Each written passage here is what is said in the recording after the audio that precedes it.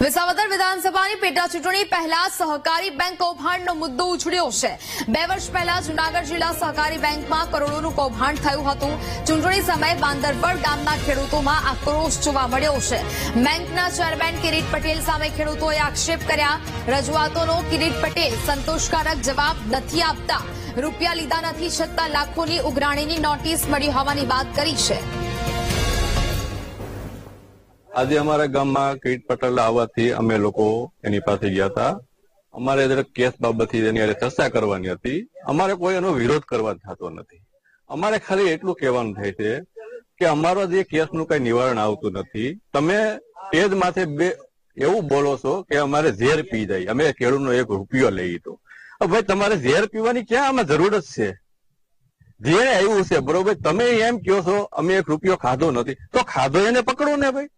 અમારા ગામમાં 13 કરોડ રૂપિયા જેવું થયું છે, તો 13 કરોડ રૂપિયા ગયા ક્યાં? મારે 2.5 લાખ રૂપિયાની નોટિસ આવેલ છે અને એનું કાંઈ નિકાલ થયો નથી।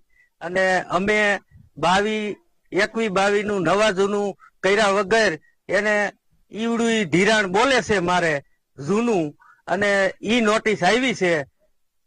અને કિરીટ પટેલ ચેરમેન છે તો એને આ વાતનો ખુલાસો કરવો જોઈએ અને બધાને બેહીને અને વિગતવાર એને કરવું જોઈએ। ઈ એમ કે છે કે મેં કાંઈ કર્યું નથી, જેને આમાં કર્યું હોય એને આમાં જેને પગલા ભરવા જોઈએ।